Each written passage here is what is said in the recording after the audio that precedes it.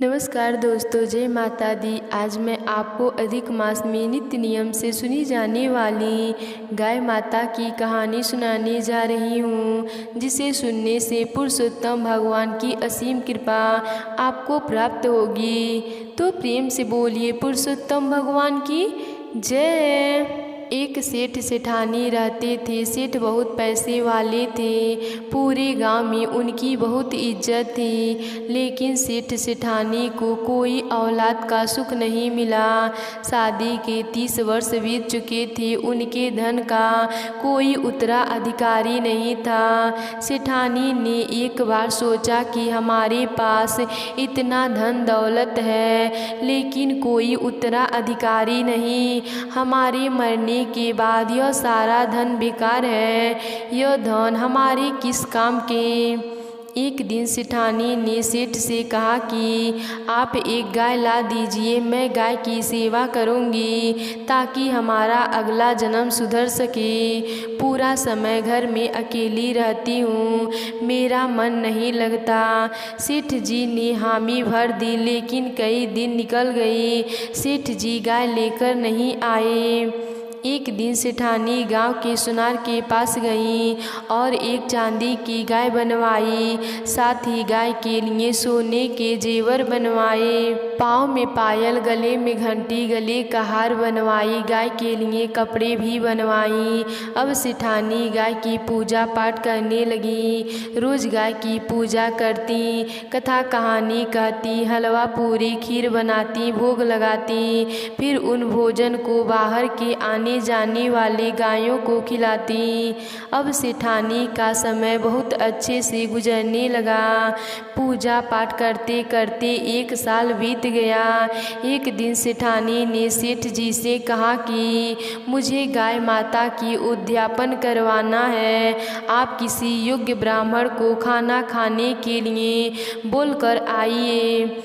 तब सेठ जी गांव के ही एक पंडित जी के पास गए और बोले, पंडित जी, कल आप मेरे घर खाना खाने पधारिएगा। सेठ जी ने कहा, मेरी पत्नी गाय का उद्यापन करेगी। पंडित जी ने उस समय हामी भर दी। पंडित जी मन ही मन सोचने लगे, गाय के उद्यापन से मुझे गाय भी मिलेगी। मैं उस गाय का देखभाल कैसे करूँगा। मेरे पास तो खुद रहने के लिए एक छोटी सी झोपड़ी है। मैं अपने बच्चों को ढंग से खाना खिला नहीं पाता। मैं गाय को कहाँ से खिलाऊंगा। मन ही मन पंडित जी ने सोच लिया कि मैं सेठ जी के यहाँ खाना खाने नहीं जाऊंगा। इधर सेठानी ने गाय के उद्यापन के लिए 2 तांबे के बड़े बड़े ड्रम खरीदे थे। एक में पानी भरा, एक में सूखा गेहूं का दलिया, 1 बोरी गुड़ खरीदी ताकि वह गाय के नाम से पंडित जी को दान में दे सके। फिर पंडित जी के लिए कई तरह के खाने के लिए व्यंजन बनवाए। सुबह से दोपहर हो गई, लेकिन पंडित जी खाना खाने नहीं आए। तब सेठानी ने सेठ जी से पूछा कि आपने पंडित जी को खाने पर कहा था या नहीं। सुबह से दोपहर हो गई, पंडित जी खाना खाने क्यों नहीं आए। सेठ जी ने कहा, बहुत अच्छे से बोलकर आया था। सेठ जी ने अपने नौकर को पंडित जी के घर भेजा। नौकर पंडित जी के घर गया और बोला, पंडित जी, आप मेरे सेठ जी के यहाँ क्यों नहीं आए। आप अपना नुकसान क्यों कर रहे हैं। हमारी सेठानी जी आपको देने के लिए चांदी की गाय बनवाई है, साथ ही बहुत सारा धन भी देंगी। पंडित जी मन ही मन बहुत खुश हुए। वह तुरंत तैयार हो गए। वह तुरंत तैयार होकर नौकर के साथ सेठ सेठानी के घर पहुंच गए। सेठानी ने पंडित जी का खूब आदर सत्कार किया। पंडित जी को खूब सारे धन मिले। पंडित जी बहुत खुश हुए। पंडित जी ने सेठानी के खूब आशीर्वाद दिए। कुछ समय बाद एक दिन सेठ सेठानी की मृत्यु हो गई।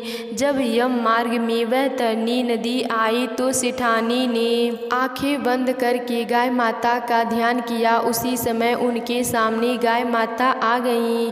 सेठानी ने सेठ जी से कहा कि आप गाय माता की पूँछ पकड़ लीजिए, हमें वैतरणी नदी पार करनी है। दोनों सेठ सेठानी ने गाय माता की पूँछ पकड़ ली।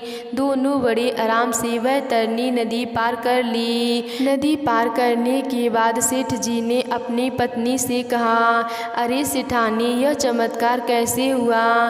तुमने कब चांदी की गाय दान करी? तब सेठानी ने सेठ जी को पूरी बात बताई। जो भी मनुष्य अपने जीवन काल में ऐसा करता है, मरने पर उन्हें यम मार्ग में दुख नहीं देखने पड़ते हैं। इस कहानी का पूरा फल सबको मिले तो प्रेम से बोलिए पुरुषोत्तम भगवान की जय। गाय माता की जय। गाय माता की दूसरी कहानी के अनुसार एक नगर में एक साहूकार अपने पुत्र और पत्नी के साथ रहता था। साहूकार था तो धनवान, लेकिन एकदम कंजूस था। वह कभी भी एक पैसे का दान नहीं करता। ऐसे ही धीरे धीरे समय बीतता गया। एक दिन साहूकार नगर में हो रहे भागवत कथा में गया। वहाँ पर उसने सुना कि जो भी व्यक्ति गाय माता की दान करता है, वह व्यक्ति मरने के बाद स्वर्ग को प्राप्त होता है। ऐसा सुनकर साहूकार ने सोचा कि मुझे भी अब कुछ न कुछ दान करना चाहिए। साहूकार सुन रखा था, जो मनुष्य अपने जीवन में गाय का दान करता है वह कभी नरक में नहीं जाता। ऐसा सोचकर साहूकार ने मन में निश्चय किया कि वे गाय माता का दान करेगा और वह गाय लेने के लिए चल पड़ा।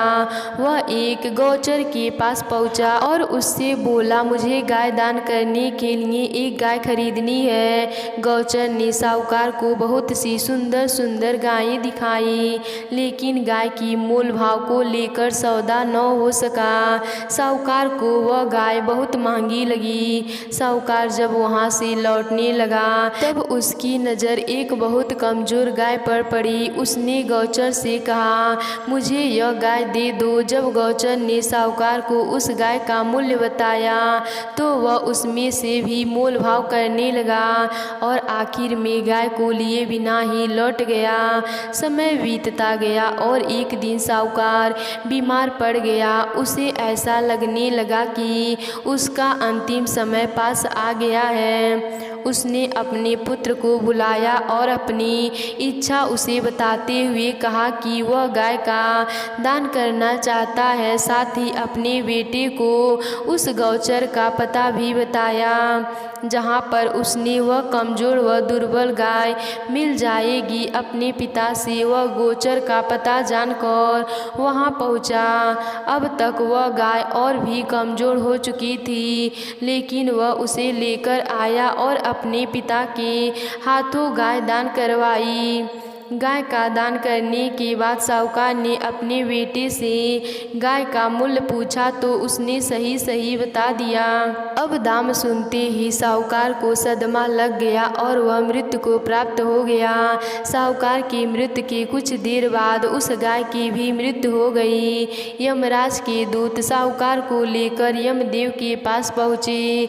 यमराज ने दूतों से कहा, इस साहूकार के पाप और पुण्यों का लेखा जोखा बताओ। यमदूत ने कहा, इसने जीवन भर कोई पुण्य नहीं किया, केवल धन कमाया और उसे इकट्ठा किया। बस अपने जीवन काल के अंत समय में एक गाय दान करी और कुछ भी नहीं किया।